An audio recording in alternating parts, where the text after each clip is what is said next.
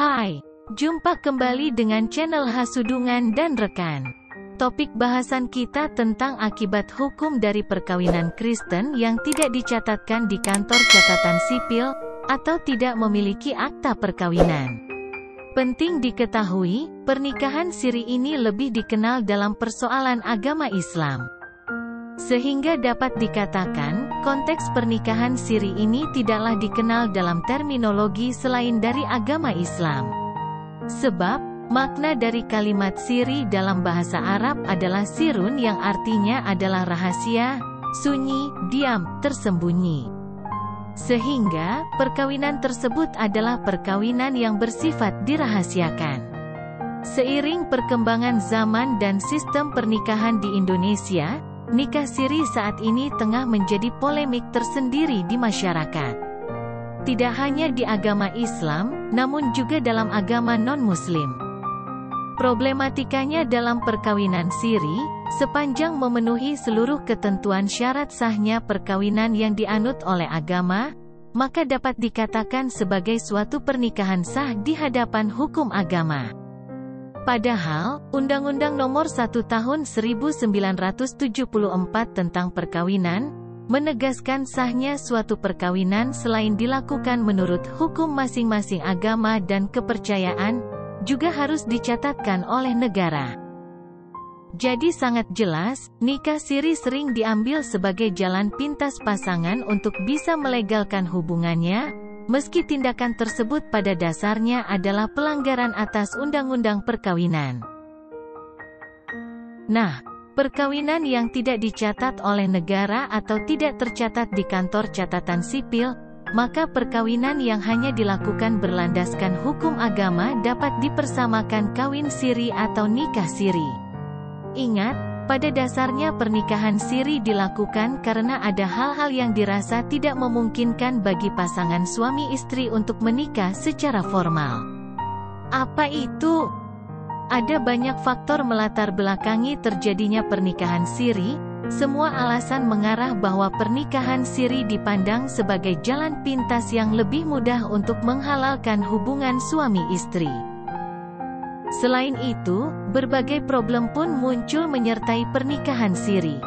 Di mana yang paling nyata adalah problem hukum khususnya bagi perempuan, problem internal keluarga. Problem sosial dan psikologis menyangkut opini publik yang menimbulkan tekanan batin, problem agama Kristen yang perlu mempertanyakan lagi keabsahan nikah siri yang semakin marak terjadi di Indonesia.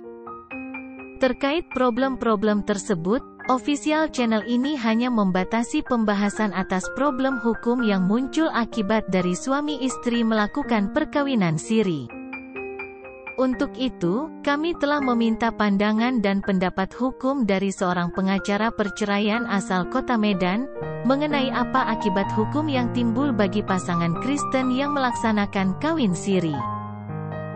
Menurut pendapat pengacara perceraian Medan Bapak N. Hasudungan Silaen, SH, adapun akibat hukum dan kerugian yang timbul dari pernikahan siri adalah sebagai berikut. 1. Tidak dapat mengajukan proses perceraian di pengadilan. Sebab, ketika mengajukan gugat cerai, maka pengadilan akan meminta akta nikah, kawin yang dikeluarkan oleh KUA atau kantor pencatatan sipil. Oleh karena itu, secara hukum suami istri tidak mungkin akan mendapatkan surat cerai resmi dari negara atau semacam surat keterangan cerai dari instansi manapun juga.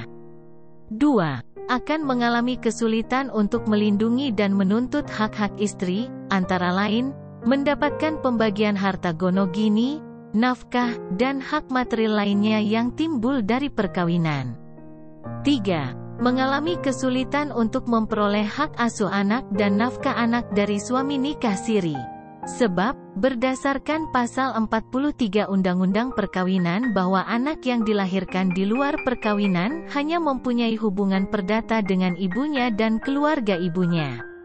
Namun dalam perkembangannya, ungkap pengacara perceraian Medan bahwa masalah hak anak dalam perkawinan siri saat ini telah diakui berdasarkan putusan Mahkamah Konstitusi RI Nomor 46 PUU 8 2010.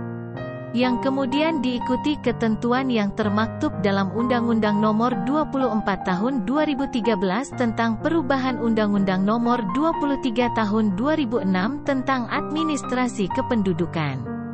Secara jelas dan tegas mensyaratkan, harus melapor pengakuan anak luar kawin oleh orang tua pasangan pernikahan siri ke pihak pejabat pencatatan sipil setempat. 4.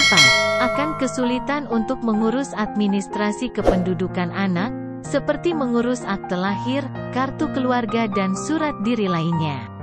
5. Gereja tempat pasangan kawin siri pernah melangsungkan pemberkatan, tidak akan mau lagi menerima pemberkatan untuk kedua kalinya. Karena, gereja menganggap perceraian telah melanggar aturan agama.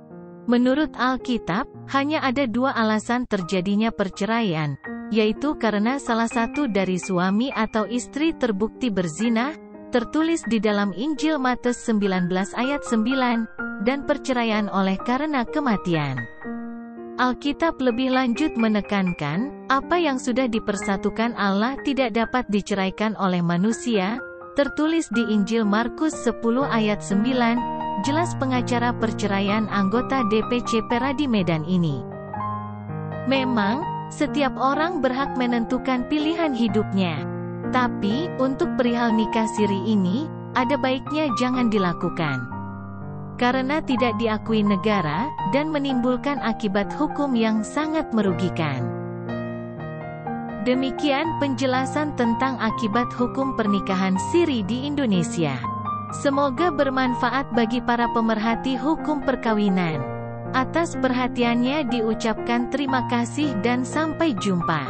Salam advokat dan penasihat hukum Indonesia dari kami di official channel Hasudungan dan Rekan.